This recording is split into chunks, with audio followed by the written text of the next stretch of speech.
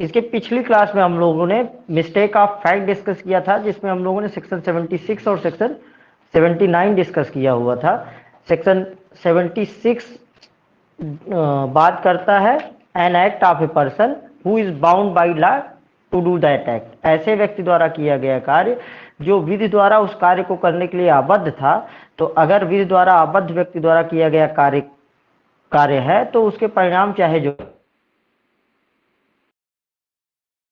या 76 आगे ये कहता है कि वो वास्तव में तो बाउंड बाई लॉ नहीं है, लेकिन on account of mistake of fact in good faith he believes himself to be bound by law.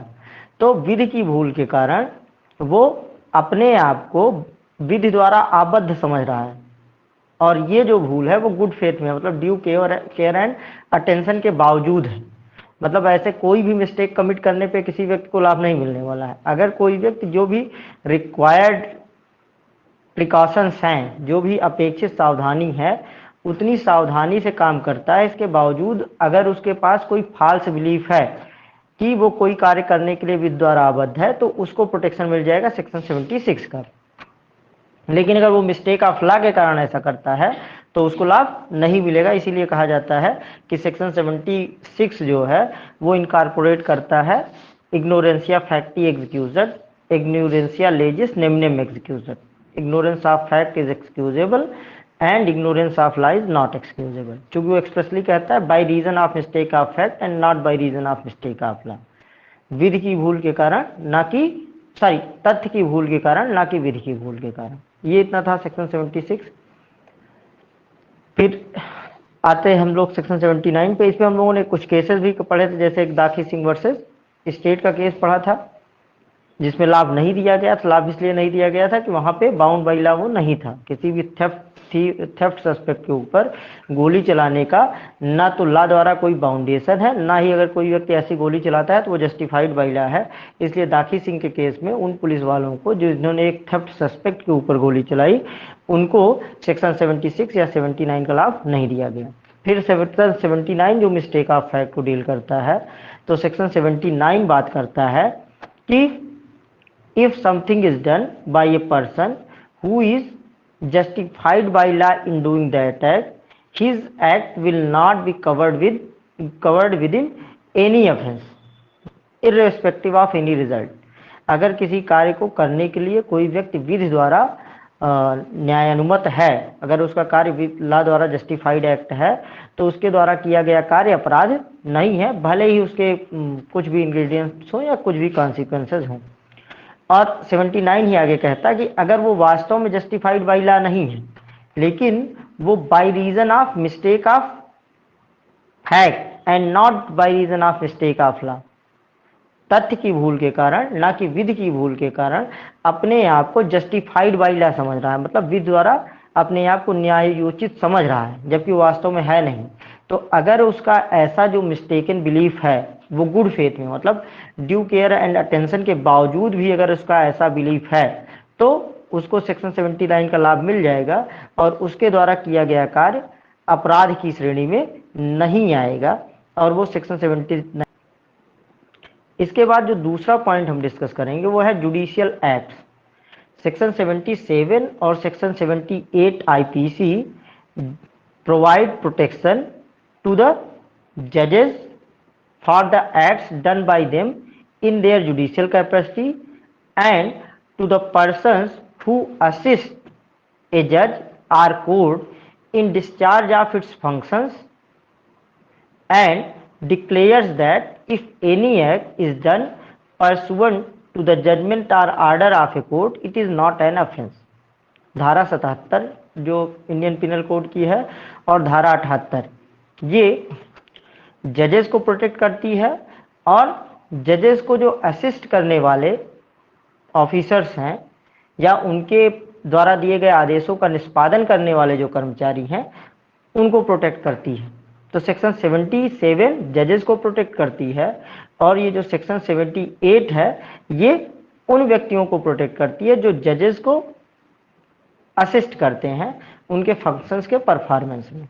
तो पहले देखते हैं सेक्शन 77। तो सेक्शन 77 कहता है एक्ट ऑफ जज व्हेन एक्टिंग जुडिशली।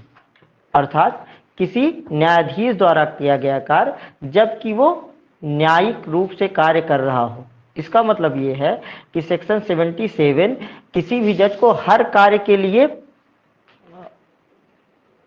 संरक्षण नहीं प्रदान करता है, ये केवल उन्हीं कार्यों के संबंध में संरक्षण प्रदान करता है जो उसके द्वारा अपनी ऑफिशियल कैपेसिटी में किए गए हैं, जो उसके द्वारा एज ए जज किए गए हैं। अगर अपनी पर्सनल कैपेसिटी में कोई काम वो करता है तो उसके द्वारा किया गया कार्य 77 के अंतर्गत जनरल एक्सेप्शन में नहीं कवर होगा। इसको एक एग्जांपल समझ लेते हैं। मान लीजिए मिस्टर जे हैं, वो एक जज है कोर्ट में, उनके पास कोई आदमी आता है, उसके बारे में वो आदेश देते हैं कि हाँ इसको 2 दिन तक पुलिस रिमांड में रखा जाए, या कहीं भी कस्टडी का आदेश दे देते हैं, या उसके खिलाफ कोई भी आदेश दे देते हैं, इसकी प्रॉपर्टी अटैच कर ली जाए, कुछ भी कर लिया जाए। तो अब ऐसी स्थिति में जो उन्होंने आदेश दिया है, इस आदेश के माध्यम से अगर कोई हार्म किसी व्यक्ति को काज हो भी जाती है तो ये उनके द्वारा अपने जुडिशियल ऑफिसर की कैपेसिटी में किया गया कार्य है, तो ये सेक्शन 77 में प्रोटेक्टेड है। लेकिन कोई भी व्यक्ति अगर जज है तो ऐसा तो है नहीं कोई 24 घंटा जज ही है, उसके बाद वो कोर्ट से आने के बाद या उसके आगे पीछे अपनी पर्सनल कैपेसिटी में भी काम करता है। तो वही जज साहब जब कोर्ट में बैठ के आदेश देते हैं किसी व्यक्ति को अरेस्ट करने का, किसी व्यक्ति की प्रॉपर्टी अटैच कर लेने का, किसी व्यक्ति को कोई क्वेश्चन है तो पूछ सकते हैं, चैट में लिख दीजिए। तो ये सारे एक्ट्स जो उनके हैं वो एज ए जज हैं, जज की कैपेसिटी में है, तो ये सेक्शन 77 में प्रोटेक्टेड होंगे। लेकिन अब अगर वो पर्सनल कैपेसिटी में काम करते हैं, मतलब आप अपनी कोर्ट से घर आ जाते हैं, अब ऐसे समय में वो किसी व्यक्ति को आदेश दे देते हैं कि इसको फला पर्सन को पकड़ के आप अरेस्ट कर लीजिए, 1 दिन तक बैठा लीजिए, या इसकी कोई प्रॉपर्टी उठा लाइए।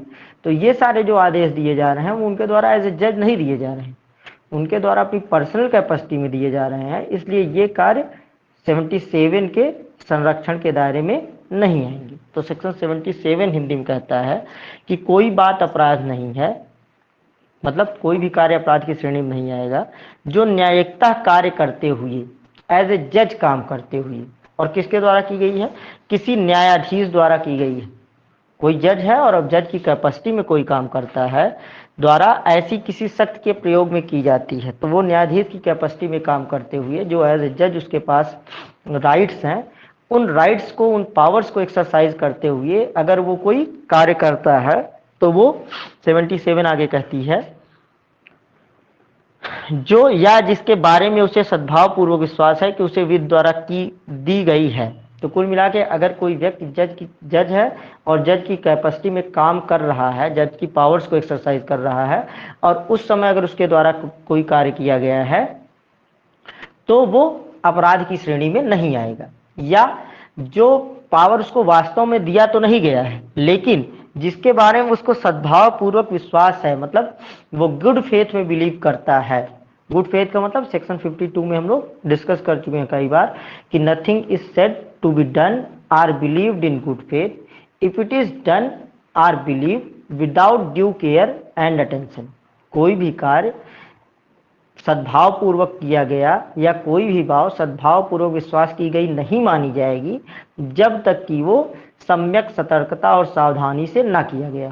तो इसका मतलब ये कि अगर कोई बिलीफ है वो ड्यू केयर एंड अटेंशन के बावजूद भी बिलीफ है तभी वो गुड फेथ में आएगा, नहीं तो नहीं आएगा। तो अगर किसी कार्य को करने की अथॉरिटी जज के साथ पास नहीं थी लेकिन ड्यू केयर एंड अटेंशन को एक्सरसाइज करने के बावजूद वो उनके पास ये विश्वास है कि ऐसा आदेश देने की मेरे पास पावर है, तो ऐसी स्थिति में उनके द्वारा किया गया कार्य अपराध नहीं। तो यहाँ पे अगर हम 77 पे देखें तो जो भी गुड फेथ में ये फॉल्स बिलीव है इन जज साहब के पास नहीं, सेक्शन 77 76 का एक्सेप्शन नहीं है, 76 का अपना अलग दायरा है और 77 का अपना अलग दायरा है। सेक्शन 76 उनको प्रोटेक्ट करता है जो लॉ द्वारा बाउंड है और सेक्शन 76 जजेस को प्रोटेक्ट करता है, तो दोनों के एरियाज अलग अलग हैं, उसमें कोई डिफरेंस सॉर्ट आउट करने की या कोई समानता ढूंढने जैसा कुछ नहीं। 76 का अपना अलग दायरा है और 77 का अपना अलग दायरा है। ठीक सर, जैसे 76 कहता है कि मिस्टेक ऑफ फैक्ट, ये क्षम्य है ना, विधि की जो जो फैक्ट अगर भूल कोई करता है तो वो क्षम्य है। हाँ हाँ मिस्टेक। 77 यही हाँ कह रहा है कि मिस्टेक ऑफ लॉ इसमें सर नहीं नहीं क्षम्य किया जा रहा है ना, जैसे भूल जो हो नहीं रही है, नहीं, इसमें जैसे ये कोई कह जज रहा है है। कि जिसके, सुनिए सुनिए, इसमें ये कह रहा है कि जिसके बारे में उसे सद्भाव पूर्वक विश्वास है कि उसे विष द्वारा दी गई है। तो यहाँ पे ये सीधे नहीं कह रहा है कि हम मिस्टेक ऑफ लॉ को क्षम्य बना रहे हैं। यहाँ पे ये कह रहे हैं कि जज साहब को वास्तव में पावर नहीं है, फिर भी वो गुड फेथ में ये बिलीव कर रहे हैं कि हमारे पास पावर है। तो यहाँ पे कहीं ना कहीं हम ये कह सकते हैं कि सर्टेन डिग्री में मिस्टेक ऑफ लॉ को भी आप क्षम्य बना रहे हैं। कारण कारण ये कि जज साहब यही तो समझ रहे हैं ना कि हमारे पास ये पावर है, जबकि वो पावर एक्चुअली है नहीं। तो इसको किस मिस्टेक में आप रखेंगे? इसको आप मिस्टेक ऑफ लॉ में ही रखेंगे ना, क्योंकि वो व्यक्ति जिसके पास पावर नहीं है इवन देन, और जबकि वो जज है इवन देन वो बिलीव कर रहा है। तो इसका मतलब ये है कि यहाँ पे मिस्टेक ऑफ लॉ को आप कहीं ना कहीं रिकॉग्नाइज कर रहे हैं। मिस्टेक ऑफ लॉ के बावजूद भी जजेस को आप प्रोटेक्शन दे रहे हैं। बस इतनी सी बात है।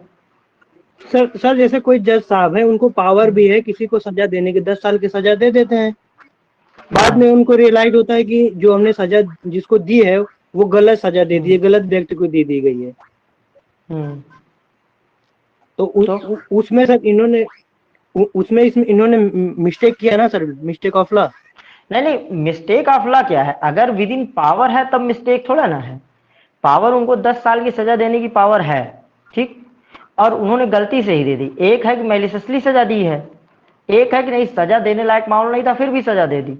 तो यहाँ पे मिस्टेक ऑफ लॉ थोड़ी ना, with in the boundaries of law है वो। मिस्टेक ऑफ लॉ तो तब है जबकि उनको 10 साल की सजा देने की पावर थी, उन्होंने किसी को 12 साल की सजा दे दी। तो मिस्टेक तो तब है, मिस्टेक तब मानी जाएगी जब उनको 10 साल की ही सजा देने की पावर थी, उन्होंने 12 साल की सजा दी, यहाँ पे मिस्टेक है। लेकिन अगर उनको 10 साल की सजा देने की पावर थी और 10 साल तक की ही उन्होंने सजा दी है, तो यहाँ कोई मिस्टेक थोड़ा ना है। बाकी तो एरर फैक्ट्स की होगी कि उन फैक्ट्स के आधार पर उसको लायबल ठहराया जाना चाहिए था, नहीं ठहराया जाना चाहिए था, ये एक अलग मुद्दा है। मिस्टेक तो हम तब कहेंगे जब, मिस्टेक ऑफ लॉ तो तब कहेंगे जब, या गुड फेथ की बात हम तब करेंगे जबकि उन्होंने ऐसी पावर एक्सरसाइज की हो जो उनमें एक्चुअली वेस्ट नहीं करती थी। जो किसी जज में पावर वेस्ट करती है, जो कि पावर किसी जज में निहित है, अगर उसी पावर को वो एक्सरसाइज करता है तो फिर वहां मिस्टेक और गुड फेथ की कोई बात ही नहीं। उसने अपनी विद इन कैपेसिटी काम किया है, तो वो पहले वाले पार्ट में आएगी ना, व्हेन एक्टिंग जुडिशली वाले, in the exercise of power होगा। हाँ, अगर वो 10 साल तक की उनको सजा देने की पावर थी, उन्होंने 11 साल की सजा दे दी है, या उनको किसी पर्टिकुलर मामले की सुनवाई करने का या उसमें सजा देने का अधिकार नहीं था, लेकिन इसके बावजूद भी उन्होंने उसकी सुनवाई की और उसमें उन्होंने सजा दे दी, ठीक। तो ऐसी स्थिति में, एक मिनट,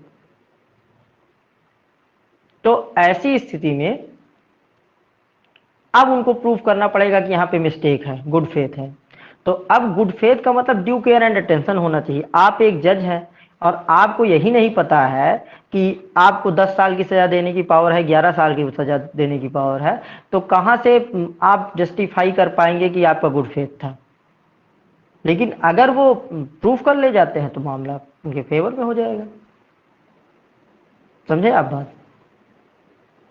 तो मिस्टेक ऑफ लॉ यहाँ पे एक सर्टेन लिमिट तक एक डिफेंस है, लेकिन वो मिस्टेक किस बात की? जज साहब ने मिस्टेक की हो, गुड फेथ में हो, और इस बात को लेकर के है कि वास्तव में उनके पास पावर है, इस बात को लेकर के। लेकिन वो किसी ऐसी बहुत सामान्य सी बात के लिए नहीं होगी, उस बात के लिए होगी जिसके बारे में हाँ मिस्टेकन बिलीफ हो सकता है, इतना सा मामला है। तो सेक्शन 77 कहता है कि, मतलब अगर आप संतुष्ट नहीं हुए तो फिर से क्वेश्चन पूछ सकते हैं, अगर संतुष्ट हो गए हैं तो हम लोग आगे बढ़ते हैं। तो 77 ये कह तो 77 ये कहता है कि अगर कोई जज अपनी जुडिशियल ऑफिसर की कैपेसिटी में काम कर रहा है और उसने अपनी पावर्स को एक्सरसाइज करते हुए कोई कार्य किया है, तो उसके द्वारा किया गया कार्य अपराध नहीं है। तो पहली स्थिति है कि उन्होंने अपनी विद इन पावर के दायरे में रहते हुए काम किया है। अगर वो पावर के बाहर जाके काम करते हैं, मतलब उन्होंने ऐसी पावर एक्सरसाइज करते हुए कोई काम कर दिया है जो वास्तव में उनके पास नहीं थी, तो यहाँ पे अब उनको प्रूव करना पड़ेगा कि उनके पास गुड फेथ में ये बिलीव था कि उनके पास ये पावर है। मतलब उनको ये प्रूव करना पड़ेगा कि सद्भाव पूर्वक वो ये विश्वास करते थे, मतलब सम्यक सतर्कता और सावधानी के साथ विचार करने के बावजूद भी उनको यही जानकारी थी कि वो ऐसा आदेश देने में सक्षम है। तो सेक्शन 77 में उनको इसका लाभ मिल जाएगा। अब क्या है, जज साहब जितना कुछ करते हैं वो सब जज साहब खुद ही तो नहीं करते हैं भाई। जजेस को सपोर्ट करने के लिए कोर्ट में बहुत सारे ऑफिसर्स होते हैं, उनके जो जजमेंट्स वगैरह वो देते हैं उसको एग्जीक्यूट कराने वाले बहुत से लोग होते हैं। तो 77 तो जज साहब को प्रोटेक्ट करता है। अब 78 ये कहता है act done pursuant to the judgment और ऑर्डर ऑफ कोर्ट। किसी न्यायालय के आदेश के अनुसरण में अगर कोई कार्य किया गया है या किसी निर्णय के अनुसरण में कोई कार्य किया गया है तो वो अपराध की श्रेणी में नहीं आएगा। तो अब अगर जज साहब ने किसी व्यक्ति को आदेश दिया कि आप ये कार्य कर दीजिए, कोई उनका सबॉर्डिनेट ऑफिसर है या किसी पुलिस वाले को ही उन्होंने आदेश दे दिया, या जैसे वारंट वगैरह इशू करते हैं तो वारंट क्या होता है, वारंट पुलिस के नाम इशू किया जाता है कि आप फला फला व्यक्ति को पकड़ के लाइए। तो अब अगर जज साहब के आदेश से जिसको भी उन्होंने आदेश दिया है उस ऑर्डर या जज ऑर्डर के परसुएंस में, मतलब उसके अनुसरण में कोई व्यक्ति अगर कोई कार्य करता है तो उसके द्वारा किया गया कार्य अपराध नहीं होगा। तो अब मामला ये है कि अगर जज साहब वैसा आदेश निर्गत करने में सक्षम थे तब तो अपराध नहीं होगा, और अगर वो ऐसा आदेश देने में सक्षम नहीं थे तो वो अपराध हो भी सकता है और नहीं भी हो सकता है। अपराध कब हो जाएगा, अगर जज साहब वैसा आदेश देने में सक्षम नहीं थे, ये बात उस सबॉर्डिनेट ऑफिसर को भी पता है, इसके बावजूद वो काम कर देता है, तब तो वो 78 का लाभ नहीं ले पाएगा। लेकिन अगर किसी व्यक्ति को आदेश दिया गया और उसको ये पता, और जो आदेश दिया गया वो न्यायालय ने या जज साहब ने अपने अधिकारिता के अतिक्रमण में आदेश दिया था, लेकिन जो व्यक्ति उसको एग्जीक्यूट कर रहा है वो गुड फेथ में यही बिलीव करता है कि जज साहब के पास ऐसा जुरिस्डिक्शन है। जैसे हर व्यक्ति से तो आप लीगल एक्सपर्ट होने की उम्मीद नहीं कर सकते ना। एक सामान्य सा पुलिस कांस्टेबल है, उससे आप ये आशा नहीं कर सकते हैं कि उसको सारा पता ही होगा कि जुडिशियल मजिस्ट्रेट फर्स्ट क्लास की क्या पावर है और डीजे की क्या पावर है, क्या सेशन जज कर सकते हैं क्या नहीं कर सकते हैं। तो अगर जज साहब ने कोई आदेश दिया है और उस आदेश के अनुसरण में कोई व्यक्ति कोई कार्य कर रहा है, तो अगर वो आदेश जज साहब के क्षेत्राधिकार के अंतर है तो कोई समस्या ही नहीं है, तब तो वो कार्य अपराध होगा ही नहीं।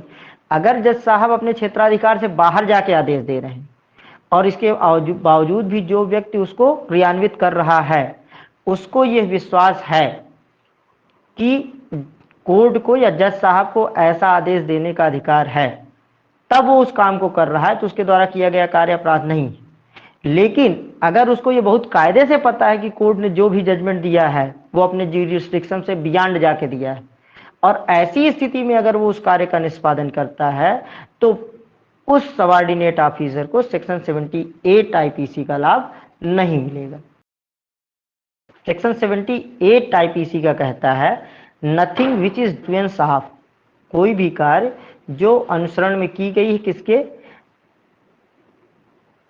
किसी जजमेंट या ऑर्डर के, or which is warranted by the judgment और order of a court of justice, किसी कोर्ट के आदेश के अनुसरण में कोई कार्य किया गया है या जिसको करने का आदेश दिया गया है कोर्ट द्वारा, ऐसा कोई कार्य किया जाता है तो ये अपराध नहीं होगी इफ डन वाइल्स्ट, यदि अगर उस समय किया गया है वाइल्स्ट जबकि सच जजमेंट और ऑर्डर रिमेन्स इन फोर्स, लेकिन जब भी वो कार्य किया जा रहा है उस समय उस जजमेंट या ऑर्डर का प्रभावशाली होना जरूरी है। पता लगा 10 साल पहले कोई आदेश दिया गया था, अब वो आदेश निष्प्रभावी हो गया है और उस आदेश के अनुसरण में कोई व्यक्ति को ये कार्य कर रहा है, तब उसको 78 का लाभ नहीं मिलेगा। वो कार्य उसी समय किया गया होना चाहिए जबकि वो आदेश प्रभाव में है। Is an offence not with standing, इस बात के बावजूद भी, नॉट विद स्टैंडिंग का मतलब इस बात के बावजूद भी कि the court may have had no jurisdiction to pass such judgment और ऑर्डर, इस बात के होने के बावजूद भी कि कोर्ट के पास ऐसा जजमेंट या ऑर्डर पास करने की अधिकारता नहीं है, प्रोवाइडेड, परंतु the person doing the act, परंतु ये कि जो व्यक्ति उस कार्य को कर रहा है इन गुड फेथ, सद्भाव पूर्वक, बिलीव्स दैट, ये विश्वास करता है कि the court had such jurisdiction, कि न्यायालय के पास ऐसा क्षेत्राधिकार है। तो अगर न्यायालय अपने क्षेत्राधिकार के अंतर्गत रहते हुए कोई आदेश देती है और उसके अनुसरण में कोई कार्य किया जाता है तो वो कार्य अपराध की श्रेणी में नहीं आएगा। अगर न्यायालय अपने क्षेत्राधिकार से बाहर जाके कोई आदेश देती है और जो उस व्यक्ति उस आदेश का क्रियान्वयन कर रहा है उसके पास सद्भाव पूर्वक ये विश्वास है कि ये जो भी आदेश दिया गया है ये उस न्यायालय के क्षेत्राधिकार के अंतर्गत आता है, तो ऐसी स्थिति में जो भी आदेश दिया गया है उसके अनुसरण में कोई कार्य किया गया है तो वो अपराध की श्रेणी में नहीं आएगा। लेकिन जो व्यक्ति इसको इन्फोर्स कर रहा है, अगर उसको ये नॉलेज है कि कोर्ट ने अपने ज्यूरिसडिक्शन से बियॉन्ड जाके आदेश दिया है, तो कोई भी व्यक्ति किसी कोर्ट के ऐसे आर्डर को मानने के लिए बाउंड नहीं है जो कोर्ट ने अपने ज्यूरिसडिक्शन से बियॉन्ड जाके किया हो, और तो वो सबॉर्डिनेट ऑफिसर भी कोर्ट के ऐसे आदेश को मानने के लिए बाध्य नहीं होगा। लेकिन अगर इसके बावजूद भी वो उसके अनुसरण में कोई कार्य करता है तो सेक्शन 78 का लाभ उसको नहीं मिलेगा।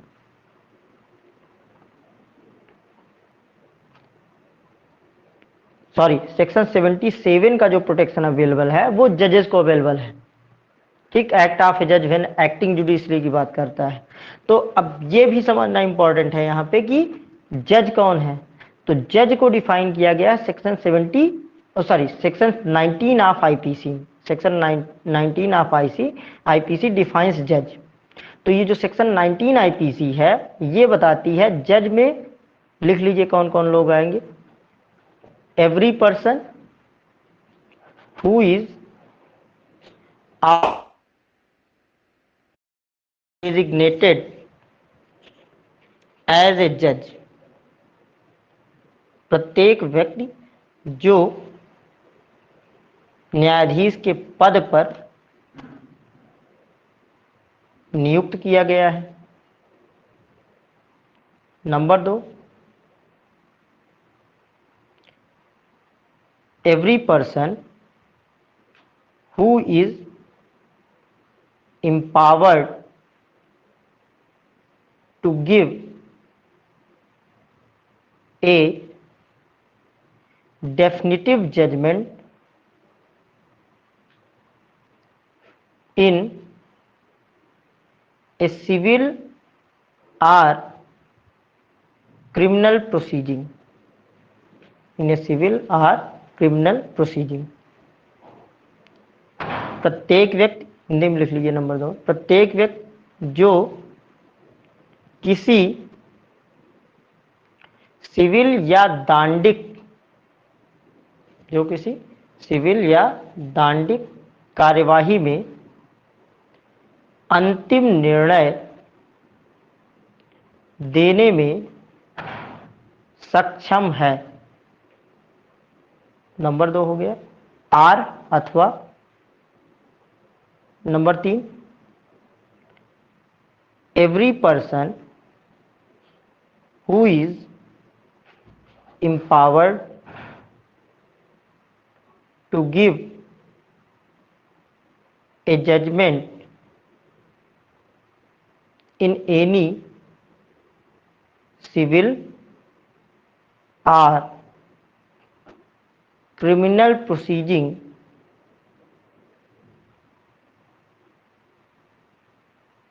in any criminal or civil or criminal proceeding, a judgment which would be definitive if not appealed against, if not appealed against। Hindi में लिख लीजिए नंबर 3, प्रत्येक ऐसा व्यक्ति जो किसी सिविल या दांडिक कार्यवाही में ऐसा निर्णय देने में सक्षम है जो निश्चायक जो निश्चायक हो यदि उसके विरुद्ध कोई अपील ना की जाए, यदि उसके विरुद्ध कोई अपील ना की जाए। तीसरा पॉइंट हो गया। चौथा और फोर्थ पॉइंट कौन जज में आएंगे? Every person who is one of A body of person, one of a body of persons which is empowered by law to give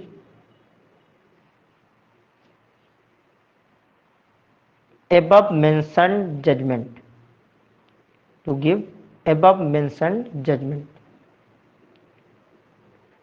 Hindi में लिख लीजिए, प्रत्येक व्यक्ति जो ऐसे किसी निकाय का सदस्य है जो उपर्युक्त वर्णित प्रकार का निर्णय देने में सक्षम है, निर्णय देने में सक्षम है। इस तरीके से अगर हम सेक्शन 19 को समराइज करें तो ये जजेस की डेफिनेशन के अंतर्गत 4 तरह के लोगों को इंक्लूड करती है। पहला, वो व्यक्ति जो एज जज ऑफिशियली डेजिग्नेटेड है, मतलब जिसको जज बना दिया गया है, जो ऑफिशियली जज का पोस्ट होल्ड करता है वो, या जो व्यक्ति किसी सिविल और या क्रिमिनल प्रोसीडिंग में डेफिनेटिव जजमेंट देने में सक्षम है, मतलब निश्चायक निर्णय देने में सक्षम, मतलब उसके द्वारा किया गया निर्णय अंतिम है, या जो किसी सिविल या क्रिमिनल मामले में ऐसा निर्णय देने में सक्षम है जो निर्णय निश्चायक होगा अगर उसके विरुद्ध अपील ना की जाए। मतलब कई बार जो अंतिम निर्णय होता है उसके विरुद्ध अपील देने का करने का राइट होता है जो भी संतुष्ट पक्ष है। तो अगर वो ऐसा निर्णय देने में सक्षम है जिस निर्णय की अगर अपील ना की जाए तो वो निर्णय अंतिम होगा, तो इस तरह का आदेश देने की सक्षमता रखने वाला व्यक्ति भी जज होगा। या चौथा कैटेगरी ये है कि कई बार बेंचेस के जजमेंट आते हैं, मतलब कई बार एक समूह के निर्णय होते हैं। तो अगर ऐसा कोई समूह है जो कलेक्टिवली किसी मामले में निश्चायक निर्णय देने में सक्षम है, या जो किसी सिविल या क्रिमिनल मामले में ऐसा निर्णय देने में सक्षम है जिसके विरुद्ध अगर अपील ना की जाए तो वो अंतिम होगा, तो ऐसे समुदाय का प्रत्येक व्यक्ति जो उस समुदाय का अंग है और ऐसा निर्णय देने में सक्षम है उस समुदाय के सदस्य के तौर पर, वो भी जज की परिभाषा में आएगा। तो 4 तरह के लोग जज की परिभाषा में आते हैं। जज जो ऑफिशियली डेजिग्नेटेड है वो, जो किसी सिविल या क्रिमिनल मामले में अंतिम निश्चायक निर्णय देने में सक्षम है वो, या जो किसी सिविल या क्रिमिनल मामले में ऐसा निर्णय देने में सक्षम है जो कि निश्चायक होगा अगर उसके विरुद्ध अपील न की जाए तो, और चौथा, ऐसे व्यक्ति जो किसी ऐसे निकाय का सदस्य हैं जो निकाय कलेक्टिवली किसी मामले में अंतिम निर्णय देने में सक्षम है।